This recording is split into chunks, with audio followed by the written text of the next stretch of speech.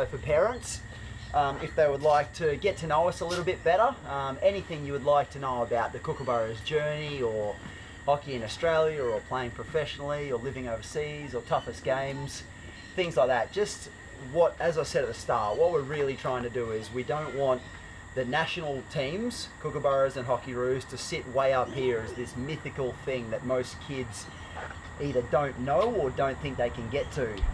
We both grew up, well, I'm a Rockhampton boy, Weddy lived in Rockhampton when he was younger, Brisbane boy. We want anybody, boy or girl, to believe they can play for Australia, and that's the aim for us, is to make our national teams feel closer for you guys and girls. So this is just a time really for you to get to know us a little bit better. As I said, we're just young guys who grew up loving hockey. I grew up playing on grass in Rocky till I was 13. Anybody at any stage, if you put enough hard work into it and you really want it, you can give yourself a chance, and that's the part about, you know, us giving back now is the part that I love. So this is just really a bit of an open Q&A time. Might go for 5 minutes. We'll do some signing, photos, anything you would like. Yeah, just to say thank you just for the last little bit. So anyone got anything for us to start? I'll start you off, Mark. Yes. The program, the 1 and 9 program. Yep. Where else are you running it? Because they may have brothers, cousins, uncles, everyone plays hockey and has hockey families. Yeah. Where else are you running the program? And what other type of program do you have? You had it for 2 age groups today. Yep. Do you have more advanced? Do you start for minkies, or what do you do? Yeah, so 1 and 9, as I said, is mine and Jamie's. He's obviously retired now, but he was number 1 for Australia and I was number 9. So we started 1 and 9 coaching in 2007. We were both living over in Holland, playing professionally in the Netherlands.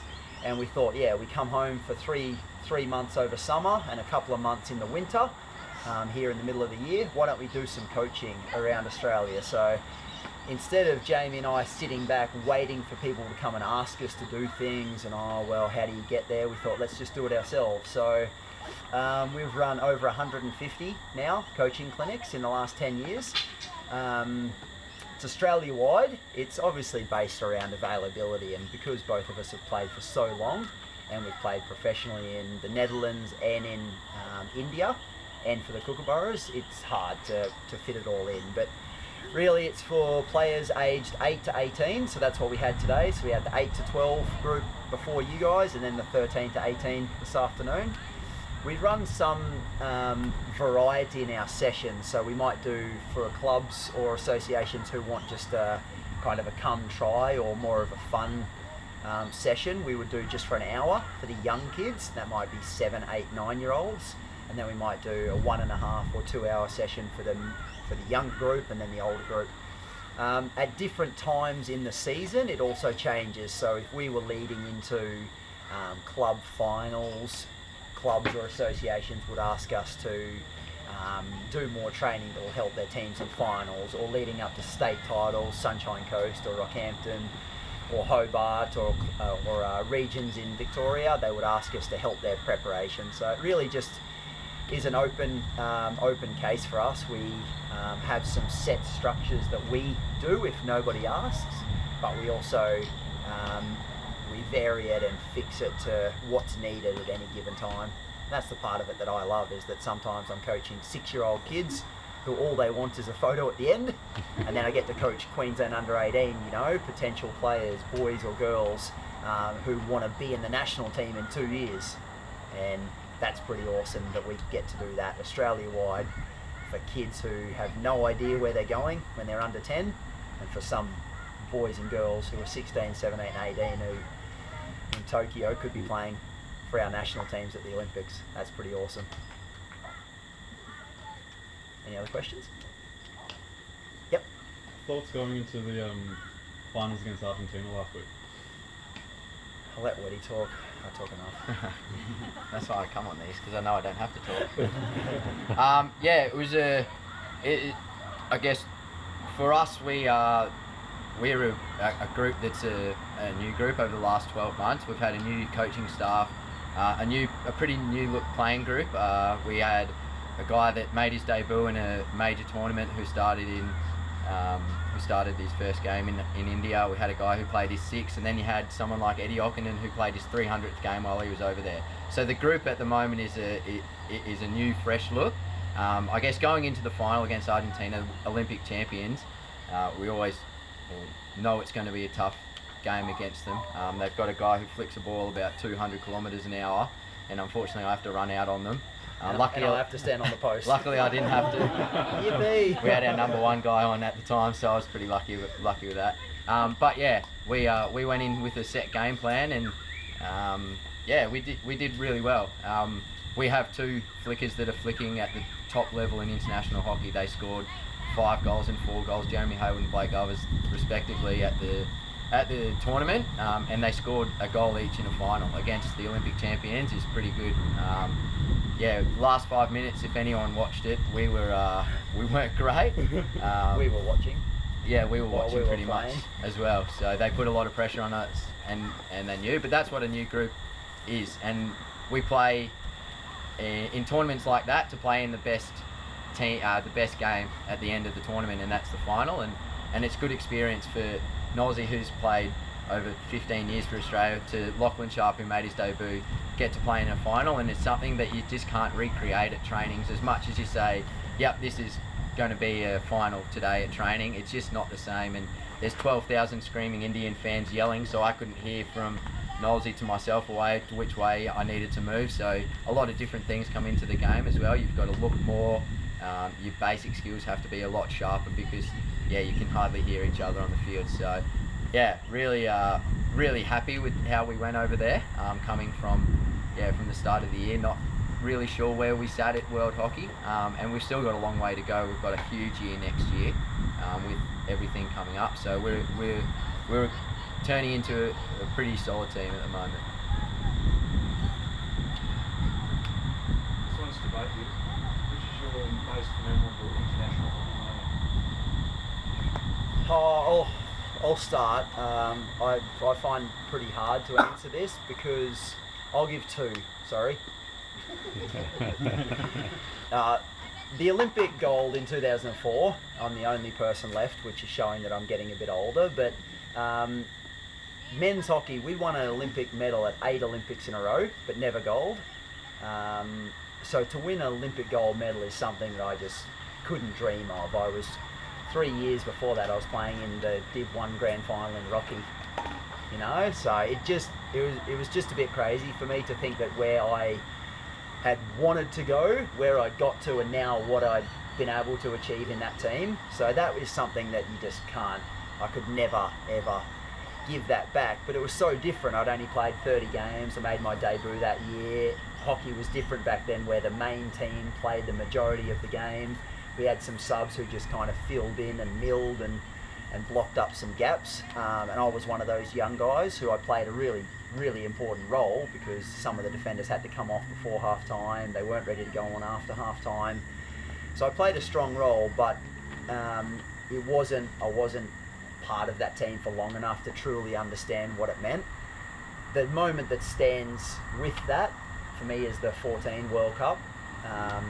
So if anyone saw that final in the soccer stadium in Holland, playing against the Netherlands in their own stadium, against them in the final, we performed under par in London 2 years before, and we had this mentality straight after London that just can't happen again. This team is far too good to not win the major tournaments. And to go into that World Cup, I'd taken over as the captaincy on my own at the end of 2013, so I had a bit of extra responsibility, but I was also playing the best hockey that I'd played in my life, and it just felt so good to be in a team that was that good, who played that well in a big important match. But then for me to think about where my game had come, where my leadership had got to, the role I played. So I just love the way that team acted and kind of went about hockey inside the field of play, but also outside of the field of play. And I'm just so proud of where we got to after the wheels nearly fell off in London 2 years before, to one of the greatest performances maybe of all time. So those two are just so close to me. 14 World Cup and the Olympics in 04. Yeah, that would be definitely would be mine so far. I wasn't there involved in the 2012 campaign, so I was kind of on the outside, so I didn't really know what had happened until I was kind of brought back in. I was in the squad in 2011, got dropped in 2012, and kind of came back in 13.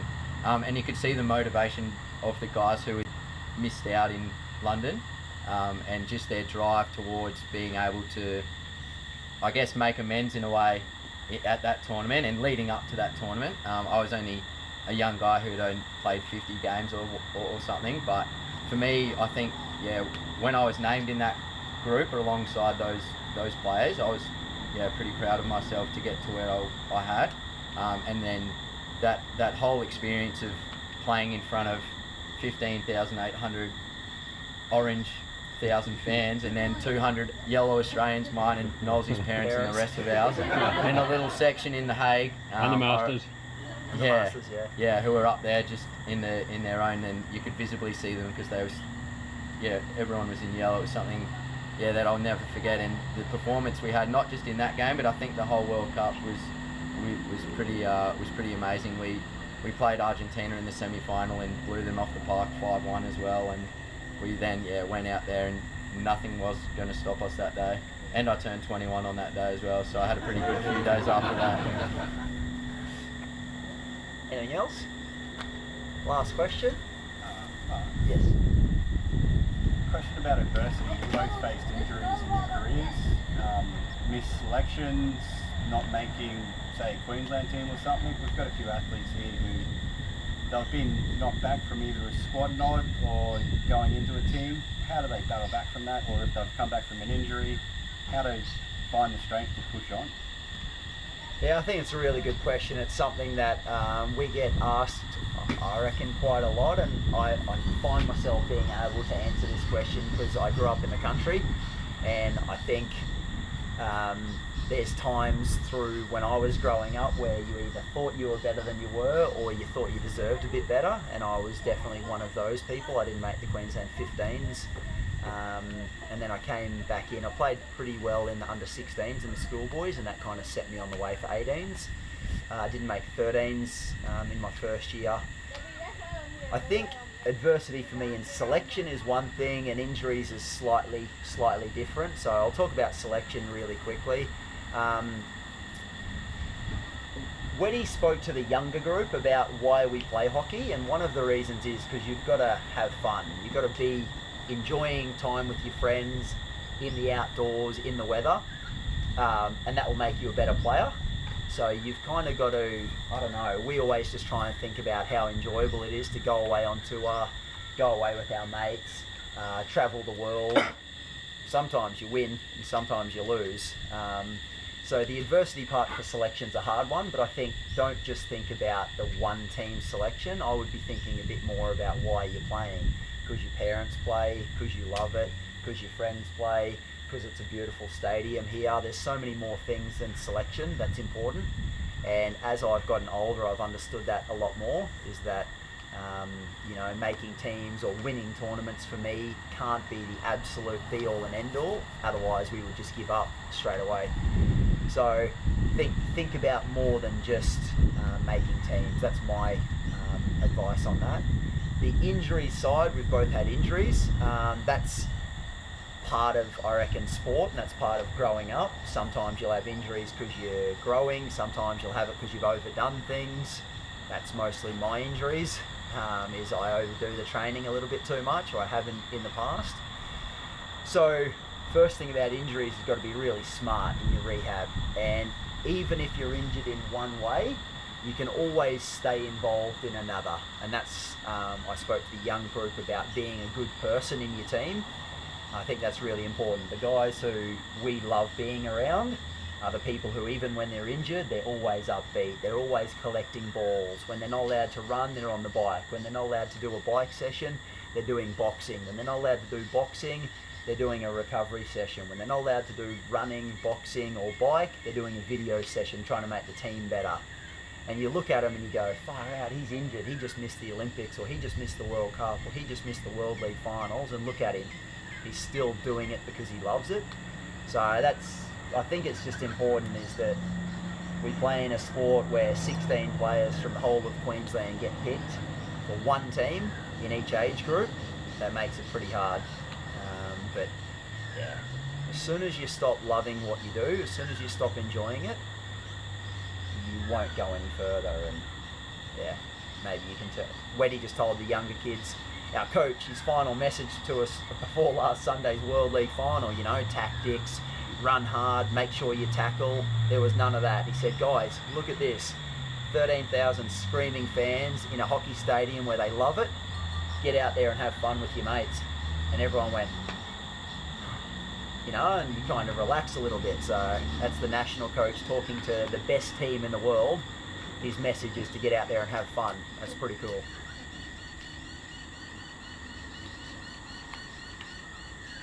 All right.